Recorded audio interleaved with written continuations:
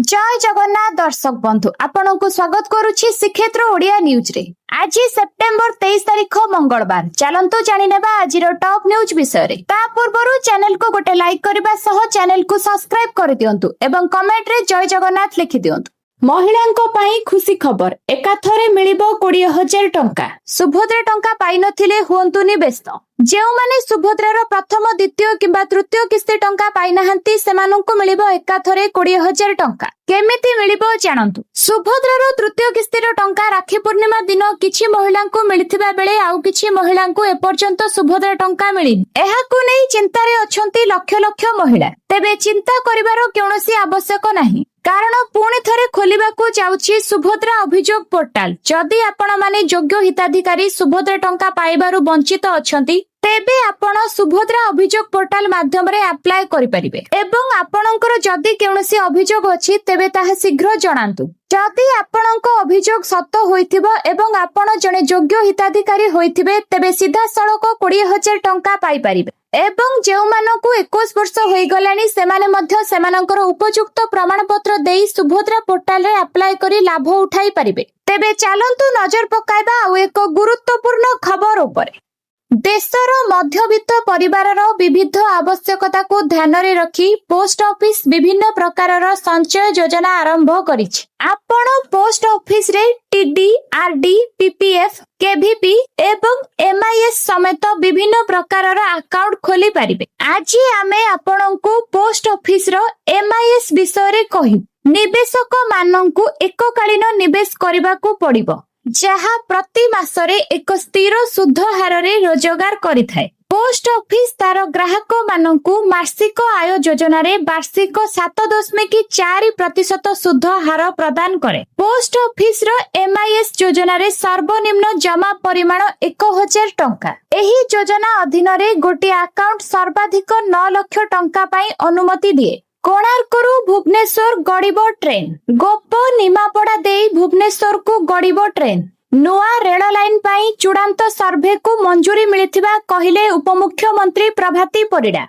NE rail मंत्री अश्विनी वैष्णव प्रभाती परिडा को चिट्ठी लिखिथिबा सूचना देले प्रभाती परिडा। पुणी चाषी अकाउंट को आसीबा को जाउछि पीएम किसान रो 21तम किस्ती 2,000 टंका। तेबे चलंतु जानिबा केबे एवं केमिति मिलिबो। एई किछि दिन हेबो पीएम किसान रो 20तम किस्ती समस्त योग्य हिताधिकारी चाषी को मिलि सारिछि। तेबे पुणी प्रधानमंत्री नरेंद्र मोदी कहिसंती पुणी मिलिबो नवेम्बर रे पीएम किसान रो 21तम किस्ती 2,000 टंका बोली गणमाध्यम रे जोरे चर्चा धरिछि। तेबे एनै चाषी को मनरे खुशी बहुत। मोदी तांको जन्मदिन रे पीएम किसान रो 21तम किस्ती छाड़िबे बोली गणमाध्यम रे बेस जोरे चर्चा धरिथिले, किंतु एनै सरकार किछि विज्ञप्ति घोषणा करि नाहंती। चलंतु जानिबा आ एक गुरुत्वपूर्ण खबर। रत्न भंडार स्थानांतर पाई श्रीमंदिर रे आज दिन 10टा रु बंद रहिबो साधारण दर्शन। एहा पूर्वरु काली श्रीमंदिर मुख्य प्रशासक को अध्यक्षता रे बैठक अनुष्ठित होइथिला।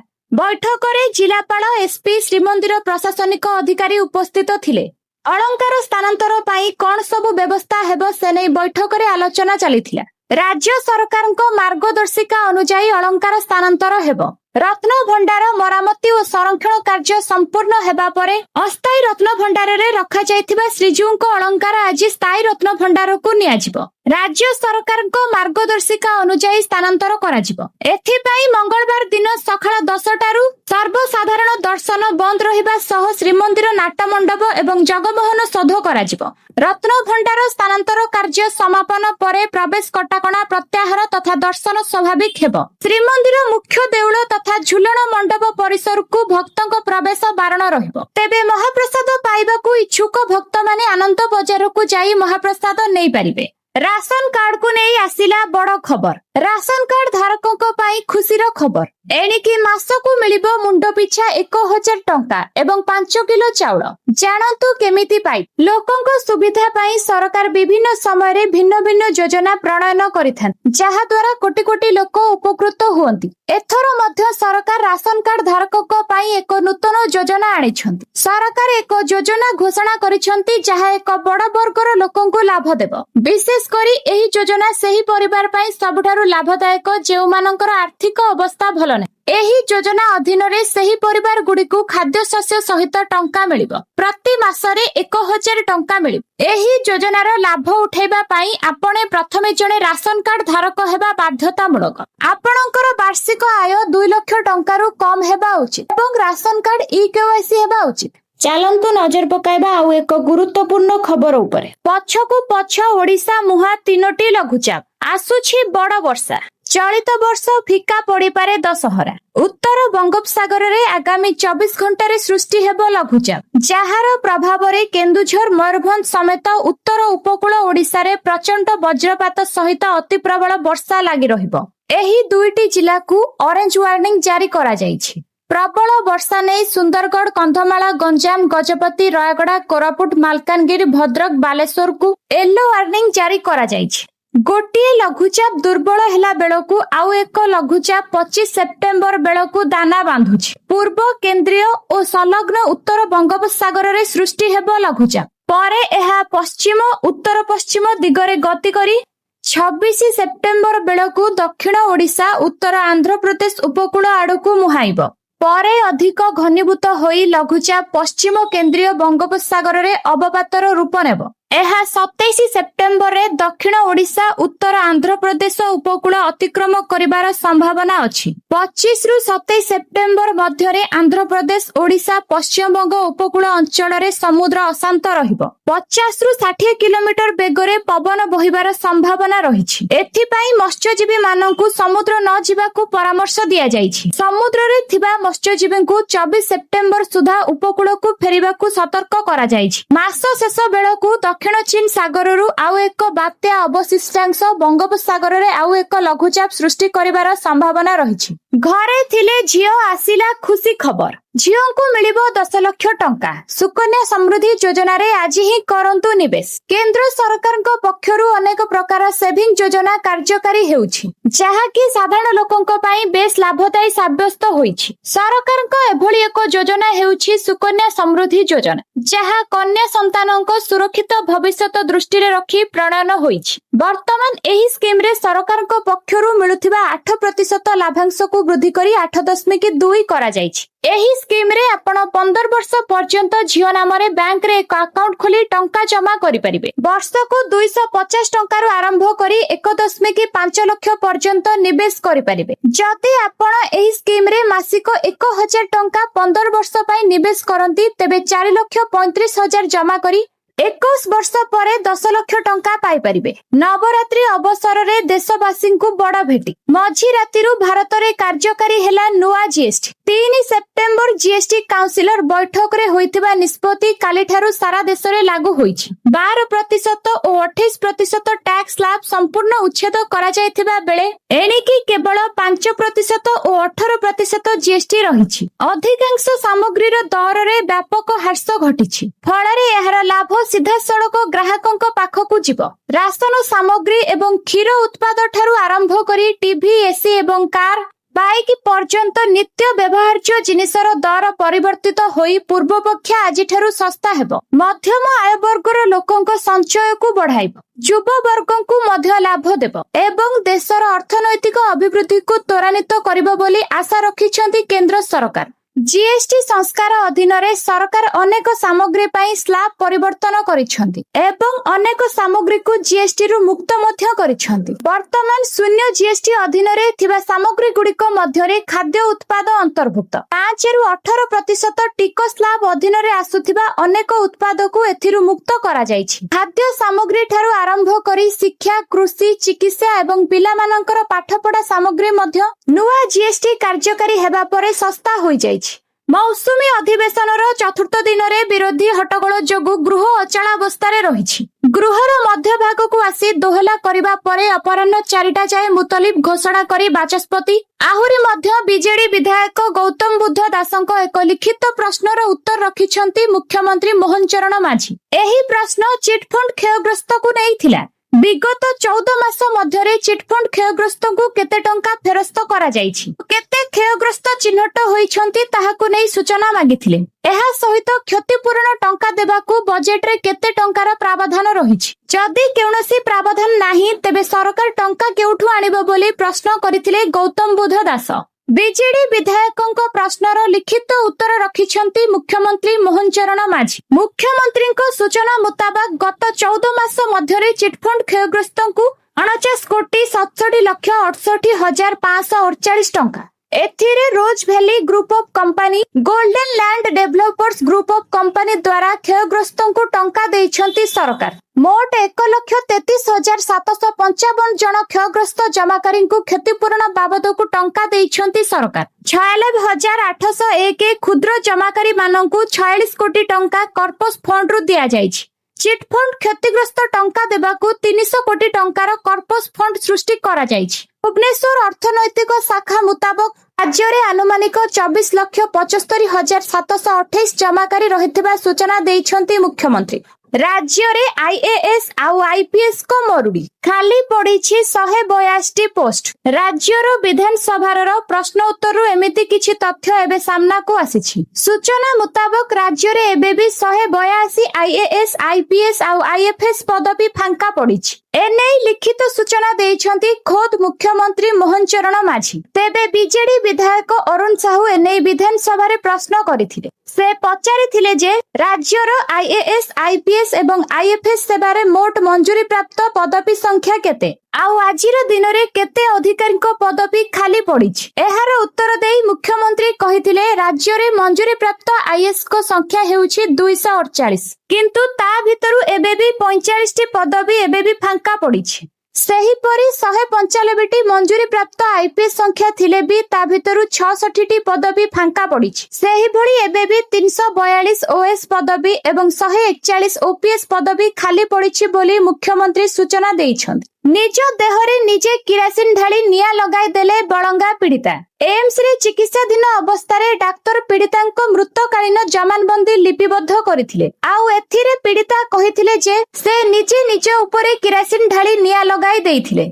सोमवार विधानसभारू आसीछि एमिति किछि चांचल्यकर तथ्य। बीजेडी विधायक अनंत नारायण जेना एने विधानसभा रे प्रश्न करिथिले, जहार उत्तर रखिथिले मुख्यमंत्री। विधायक प्रश्न करिथिले जे बळंका पीड़ितांक घटना रे 3 जण दुर्बृत्तंक संपृक्ति अछि बोली पीड़िता बयान देइथिले कि ना अन्य केही साक्षी नथिबा जानी पुलिस प्रकृत अपराधी को सुरक्षा देबाकू चेष्टा करुथिला कि। ए संपर्क रे लिखित उत्तर रखी मुख्यमंत्री मोहन चरण माझी कहिथिले जुलाई 19 तारिख रे पुरी बळंका थाना रे पीड़ितांक मां अभियोग करिथिले जे किछि अजणा लोक तांको झियो को बलपूर्वक नदी कूल को नहीं किरासिन और पेट्रोल ढाली हत्या करबाकू चेष्टा करिथिले। एही आधार रे मामला रजू करा जाई तदंत करा जाईथिला। परे परे पीड़ितांको चिकित्सा पई तांको दिल्ली एम्स को पठाई दिया जाईथिला। दिल्ली एम्स रे 14 दिन काल चिकित्सा चलिथिबा बेले पीड़िता जनक आखि बुझिथिले।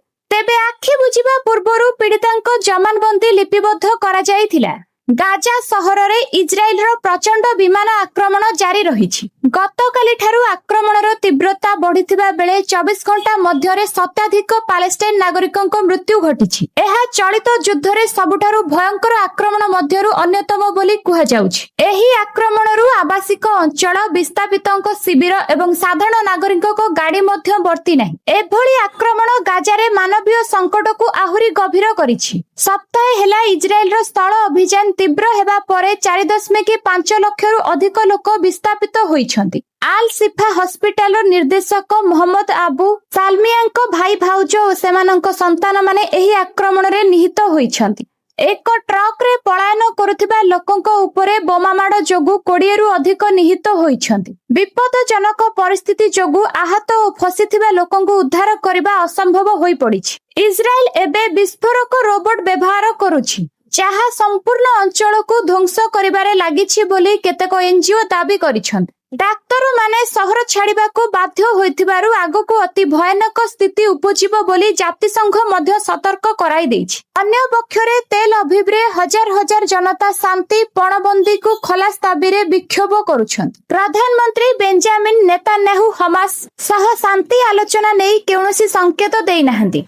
ଯୁକ୍ତ 2 କରିଥିଲେ ସୁବର୍ଣ୍ଣ ସୁଯୋଗ। ବିନା ପରୀକ୍ଷାରେ ସିଧାସଳଖ ଭର୍ତ୍ତି। ମାସିକ ଦରମା 30,000। ସରକାରୀ ଚାକିରି ପାଇଁ ପ୍ରସ୍ତୁତ ହେଉଥିବା ଯୁବକ ଯୁବତୀ ମାନଙ୍କ ପାଇଁ ଏକ ବଡ଼ ଖବର। ପ୍ରତିରକ୍ଷା ଗବେଷଣା ଏବଂ ବିକାଶ ସଂଗଠନ DRDOର ସିଲ୍ଡ ଷ୍ଟେଟ୍ ଫିଜିକ୍ସ ଲାବୋରେଟୋରୀ ନିଯୁକ୍ତି ଘୋଷଣା କରିଛି, ଯେଉଁଥିରେ ପ୍ରାର୍ଥୀମାନଙ୍କୁ ଲମ୍ବା ଲିଖିତ ପରୀକ୍ଷା ଦେବାକୁ ପଡ଼ିବ ନାହିଁ। ଚୟନ କେବଳ ସାକ୍ଷାତକାର ଉପରେ ଆଧାରିତ ହେବ। ଏହି ନିଯୁକ୍ତି ଅଭିଯାନରେ ମୋଟ 14 ପଦବୀ ପାଇଁ ନିଯୁକ୍ତି ଦିଆଯିବ। ଏଥିରେ 12ଟି ପ୍ରୋଜେକ୍ଟ ଆସିଷ୍ଟାଣ୍ଟ 1 ପଦବୀ, 1ଟି ପ୍ରୋଜେକ୍ଟ ଆସିଷ୍ଟାଣ୍ଟ 2 ପଦବୀ ଏବଂ 1ଟି ମଲ୍ଟିଟାସ୍କିଂ ଷ୍ଟାଫ୍ ପଦବୀ ଅନ୍ତର୍ଭୁକ୍ତ। ଏହାର ଅର୍ଥ ହେଉଛି ପ୍ରୋଜେକ୍ଟ ଆସିଷ୍ଟାଣ୍ଟ 1 ପଦବୀ ପାଇଁ ସର୍ବାଧିକ ସଂଖ୍ୟକ ସୁଯୋଗ ଉପଲବ୍ଧ। ଏହି ନିଯୁକ୍ତି ବିଶେଷ କରି ବିଜ୍ଞାନ ଏବଂ ଇଞ୍ଜିନିୟରିଂ ପୃଷ୍ଠଭୂମି ଥିବା ପ୍ରାର୍ଥୀମାନଙ୍କ ପାଇଁ ଆଶାଜନକ। ଏହି ନିଯୁକ୍ତି ପାଇଁ ଯୋଗ୍ୟତା ମାନଦଣ୍ଡ ପଦବୀ ଅନୁସାରେ ଭିନ୍ନ ହୋଇଥାଏ। ପ୍ରୋଜେକ୍ଟ ଆସିଷ୍ଟାଣ୍ଟ 1 ପଦବୀ ପାଇଁ ଜଣେ ପ୍ରାର୍ଥୀଙ୍କର ବିଜ୍ଞାନ କିମ୍ବା ଇଞ୍ଜିନିୟରିଂରେ ସ୍ନାତକ ଡିଗ୍ରୀ ଥିବା ଆବଶ୍ୟକ। ଆସିଷ୍ଟାଣ୍ଟ 2 ପଦବୀ ପାଇଁ ଇଲେକ୍ଟ୍ରୋନିକ୍ସ ଯନ୍ତ୍ରୀକରଣ କିମ୍ବା କମ୍ପ୍ୟୁଟର ବିଜ୍ଞାନରେ ITI କିମ୍ବା ଡିପ୍ଲୋମା ଆବଶ୍ୟକ। ମଲ୍ଟିଟାସ୍କିଂ ଷ୍ଟାଫ୍ ପଦବୀ ପାଇଁ ସର୍ବନିମ୍ନ ଶିକ୍ଷାଗତ ଯୋଗ୍ୟତା 12ଶ ଶ୍ରେଣୀ, ଟାଇପିଂ ଏବଂ ମୌଳିକ କମ୍ପ୍ୟୁଟର ଜ୍ଞାନ ଆବଶ୍ୟକ। ଏହି ନିଯୁକ୍ତି ପାଇଁ ସର୍ବାଧିକ ବୟସ ସୀମା 28 ବର୍ଷ। 27ରେ ଓଡ଼ିଶା ଆସିପାରନ୍ତି ପ୍ରଧାନମନ୍ତ୍ରୀ। 27ରେ ଝାରସୁଗୁଡ଼ାରେ ଯୁବ ସମାବେଶରେ ପ୍ରଧାନମନ୍ତ୍ରୀ ନରେନ୍ଦ୍ର ମୋଦି ଯୋଗ ଦେଇପାରନ୍ତି। ଆଜି ରାତି ସୁଦ୍ଧା ଚୂଡ଼ାନ୍ତ ହେବ କହିଲେ ବିଜେପି ସଭାପତି ମନମୋହନ ସାମଲ। ବେଶୀ ସମୟ ନାହିଁ। ଯୁଦ୍ଧକାଳୀନ ଭିତ୍ତିରେ ପ୍ରସ୍ତୁତି କାର୍ଯ୍ୟକ୍ରମ ହେବ।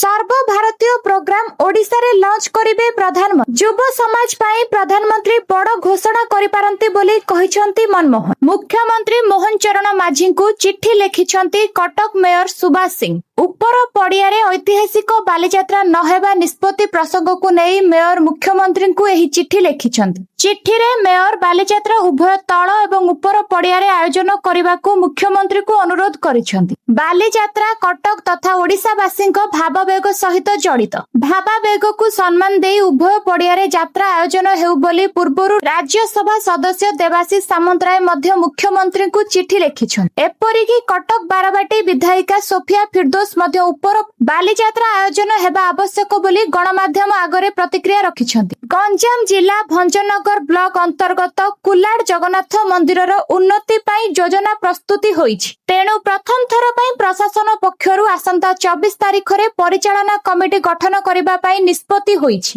କମିଟି ଏଣିକି ମନ୍ଦିର କଥା ବୁଝିବ। ଚେୟାରମ୍ୟାନ ତଥା ଉପଜିଲ୍ଲାପାଳ ଏବଂ ସଭାପତି ତଥା ତହସିଲଦାର ପୂର୍ବ ଭଳି ନିଜ ଦାୟିତ୍ୱ ତୁଲାଇବେ। ନୂତନ ପରିଚାଳନା କମିଟି ପ୍ରଶାସନର ସହଯୋଗ ନେଇ ମନ୍ଦିର ପରିଚାଳନା କରିବ। ଏଥିସହ କମିଟି ମନ୍ଦିରର ଉନ୍ନତି କିଭଳି ହୋଇପାରିବ ସେଥିପାଇଁ ଏକ ଯୋଜନା ପ୍ରସ୍ତୁତ କରିବ।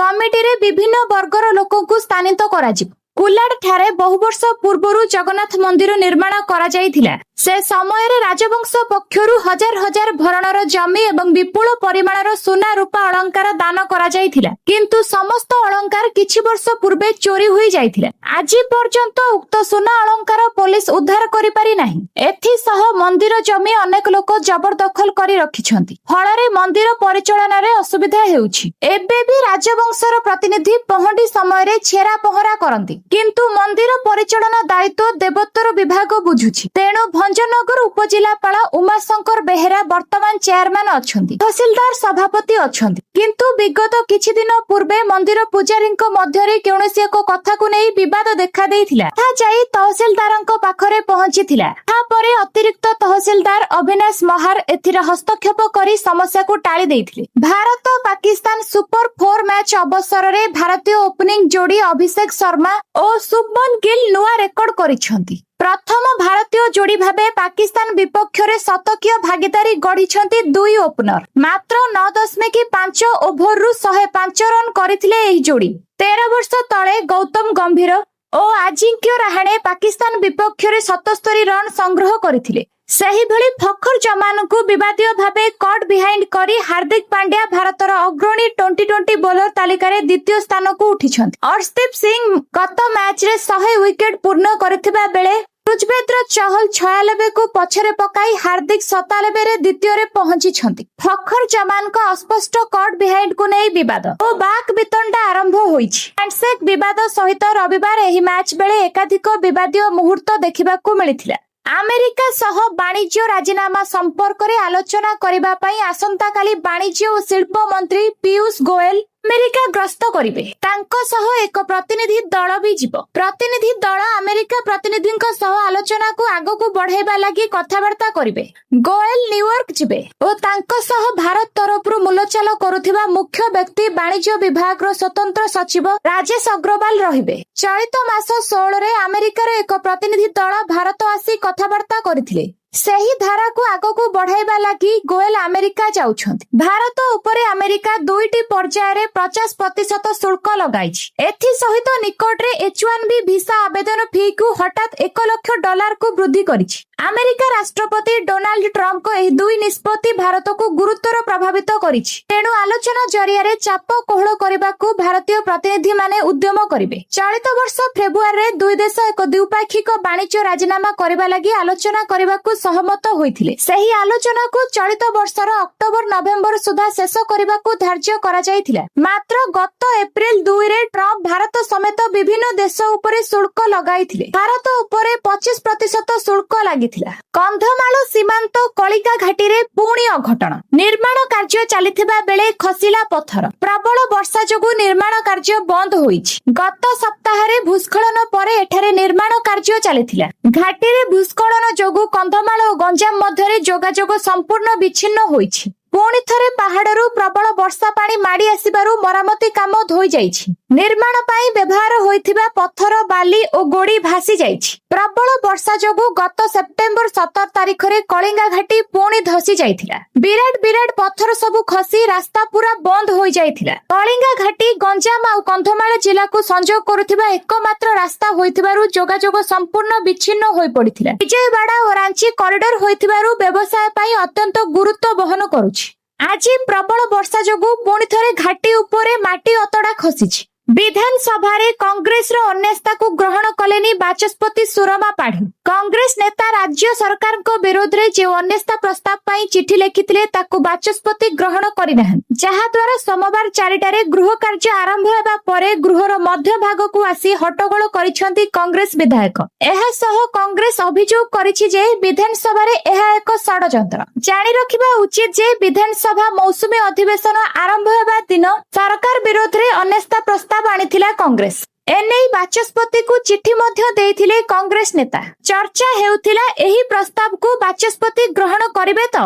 କାହିଁକି ନା ଲଗାତାର ଗୃହରେ ବିରୋଧୀଙ୍କ ହଟ୍ଟଗୋଳ ଦେଖିବାକୁ ମିଳୁଥିଲା। ବିଭିନ୍ନ ପ୍ରସଙ୍ଗକୁ ନେଇ ବିଜେଡି ଗୃହରେ ହୋହଲ୍ଲା କରିବା ସହ ବାରମ୍ବାର ଗୃହ ମୁତଲବୀ ହେଉଥିଲା। ତେଣୁ ଚର୍ଚ୍ଚା ହେଉଥିଲା ବାଚସ୍ପତି କଂଗ୍ରେସର ଅନାସ୍ଥା ପ୍ରସ୍ତାବକୁ ଗ୍ରହଣ କରିନପାରନ୍ତି। ଆଉ ସତକୁ ସତ ବାଚସ୍ପତି କଂଗ୍ରେସର ଅନାସ୍ଥା ପ୍ରସ୍ତାବକୁ ଗ୍ରହଣ କରିନାହାନ୍ତି। ପ୍ରୋତ୍ସାହନ ରାଶି ନୁହେଁ ସ୍ଥାୟୀ ନିଯୁକ୍ତି ଓ ଦରମା ବୃଦ୍ଧି ଦାବି। 6 ଦଫା ଦାବି ନେଇ ଧାରଣାରେ ରାଜ୍ୟର ମିଶନ ଶକ୍ତି ମହିଳା। ଗତ 6 ମାସ ହେଲା ଦରମା ମିଳୁନାହିଁ। ପୂର୍ବରୁ ସବୁ ଠିକଠାକ ଥିଲା। ଏବେ ନୂଆ ନିଷ୍ପତ୍ତି ନେଇଛନ୍ତି। ଦରମା ବଦଳରେ ପ୍ରୋତ୍ସାହନ ରାଶି ଦେବେ ବୋଲି କହିଛନ୍ତି। ଏହାକୁ ମିଶନ ଶକ୍ତିର ମହିଳାମାନେ ବିରୋଧ କରିଛନ୍ତି। MBK ସ୍ୱୟଂ ସହାୟକ ଦଳ, ମିତ୍ର, ପ୍ରାଣୀ ମିତ୍ର, ବ୍ୟାଙ୍କ ମିତ୍ର, TRP ଭଳି 6ଟି ଗୋଷ୍ଠୀର ମହିଳା 6ଟି ଗୋଷ୍ଠୀ 6ଟି ଦାବି ରଖିଛନ୍ତି। ଦାବି ପୂରଣ ନହେବା ଯାଏ ଆନ୍ଦୋଳନ ଚାଲିବ ବୋଲି ଚେତାବନୀ ଦେଇଛନ୍ତି ମହିଳା। ନୂଆପଡାର ଦିବଂଗତ ବିଧାୟକ ରାଜେନ୍ଦ୍ର ଢୋଲକିଆଙ୍କ ଶ୍ରଦ୍ଧାଞ୍ଜଳି ସଭାରେ ଏକାଠି ହୋଇଛନ୍ତି ଶାସକ ବିରୋଧୀ। ମୁଖ୍ୟମନ୍ତ୍ରୀ ମୋହନ ମାଝୀ ନୂଆପଡା ଯାଇ ଢୋଲକିଆଙ୍କୁ ଶ୍ରଦ୍ଧାଞ୍ଜଳି ଦେବା ସହିତ ପରିବାର ବର୍ଗଙ୍କୁ ଭେଟି ସମବେଦନା ଜଣାଇଛନ୍ତି। ସେପଟେ ଉପନିର୍ବାଚନ ପାଇଁ 3 ପ୍ରମୁଖ ଦଳ ବିଜେପି, ବିଜେଡି ଓ କଂଗ୍ରେସ ଭିତରିଆ କସରତ ଆରମ୍ଭ କରିଦେଇଛନ୍ତି। କଂଗ୍ରେସରୁ ଘାସିରାମ ମାଝୀ ପ୍ରାର୍ଥୀ ହେବା ନେଇ PCC ସଭାପତି ଇସାରା ଦେଇ ସାରିଛନ୍ତି। ହେଲେ ବିଜେଡି ଓ ବିଜେପି ପ୍ରାର୍ଥୀ କିଏ ହେବେ? ବିଜେଡି ଅନୁକମ୍ପା କାର୍ଡ ଖୋଲିବ କି? ଢୋଲକିଆଙ୍କ ପରିବାର ଉପରେ ବିଜେପିର ନଜର କି? କାରଣ ମୁଖ୍ୟମନ୍ତ୍ରୀ ଢୋଲକିଆଙ୍କ ପରିବାରକୁ ଭେଟିବା ପରେ ଏଭଳି ଚର୍ଚ୍ଚା ରାଜନୈତିକ ମହଲରେ ହେଉଛି। ଚର୍ଚ୍ଚା ହେଉଛି ବିହାର ବିଧାନସଭା ସହ ନୂଆପଡା ଉପନିର୍ବାଚନ ହୋଇପାରେ। ଏଥିପାଇଁ ନିର୍ବାଚନ କମିଶନ ପ୍ରସ୍ତୁତି ଆରମ୍ଭ କରିଛି। ଏପଟେ ମୁଖ୍ୟମନ୍ତ୍ରୀ ନୂଆପଡା ଦାୟିତ୍ୱ ନେଉଛନ୍ତି ବୋଲି କହି ନୂଆ ଚର୍ଚ୍ଚା ସୃଷ୍ଟି କରିଛନ୍ତି। ମୋହନ ମାଝୀ କହିଛନ୍ତି, ନୂଆପଡା ଭୁବନେଶ୍ୱରରୁ ବହୁତ ଦୂରରେ ଥିଲେ ବି ମୁଖ୍ୟମନ୍ତ୍ରୀଙ୍କ ଫୋକସରେ ରହିଛି। ତେଣୁ ଏହାର ସର୍ବାଙ୍ଗୀନ ଉନ୍ନତି ପାଇଁ ଉଦ୍ୟମ କରିବ। ଆଉ ଆଭାସୀ ମାଧ୍ୟମରେ ବିଜେଡି ସୁପ୍ରିମୋ କହିଥିଲେ, ଢୋଲକିଆ ବାବୁଙ୍କ ଅଧୁରା କାମକୁ ପୂରା କରିବାକୁ ବିଜେଡି ଓ ସେ ପ୍ରସ୍ତୁତ ଅଛନ୍ତି। ତେଣୁ ଏବେ ସମସ୍ତଙ୍କ ନଜର ରହିଛି ନୂଆପଡା ନିର୍ବାଚନ ତାରିଖ। ଛୋଟ ନିର୍ବାଚନ ହେଲେ ବି ଏହା 3 ଦଳ ପାଇଁ ଏସିଡ୍ ଟେଷ୍ଟ ହେବ ବୋଲି କୁହାଯାଉଛି। सोमवार दिन खाइबर पाख्तुनख्वा प्रदेश रे पाकिस्तानी वायुसेनार विमान आक्रमण रे महिला एवं शिशुक समेत अति कम रे 30 जनक मृत्यु घटिछि। रिपोर्ट अनुसार आज भोर प्राय 2टा समय पाकिस्तान युद्ध विमान बिहार उपत्यकार मात्रेदारा गाँव रे 8टी LS-6 बोमा पकाइथिला, जहा एक भयंकर हत्याकांड घटाइथिला। मृतकଙ୍କ ମଧ୍ୟରେ ସମସ୍ତେ ସାଧାରଣ ନାଗରିକ ଥିଲେ। ସ୍ଥାନୀୟ ଗଣମାଧ୍ୟମ ରିପୋର୍ଟ ଅନୁସାରେ ଏଥିରେ ଅନେକ ଲୋକ ଆହତ ହୋଇଛନ୍ତି। ପାକିସ୍ତାନୀ ବାୟୁସେନା ଏହି ଅଞ୍ଚଳରେ ତାଲିବାନୀ ଆଡ୍ଡାକୁ ଟାର୍ଗେଟ କରିଥିଲା, କିନ୍ତୁ ଏଥିରେ ଆହତ ହୋଇଛନ୍ତି ସାଧାରଣ ନାଗରିକ। ভিডিওটিକୁ ଶେଷ ଯାଏ ଦେଖିଥିବାରୁ ଆପଣଙ୍କୁ ଧନ୍ୟବାଦ। ଯଦି ଆପଣ ଏପର୍ଯ୍ୟନ୍ତ ଲାଇକ୍ କରିନାହାନ୍ତି ତେବେ ଗୋଟେ ଲାଇକ୍ କରି କମେଣ୍ଟରେ ଜୟ ଜଗନ୍ନାଥ ଲେଖିଦିଅନ୍ତୁ। ଆଉ ପାଖରେ ଥିବା ସବସ୍କ୍ରାଇବ ବଟନରେ କ୍ଲିକ୍ କରି ବେଲ୍ ଆଇକନରେ ଅଲ୍ ପ୍ରେସ୍ କରିଦିଅନ୍ତୁ। ଧନ୍ୟବାଦ।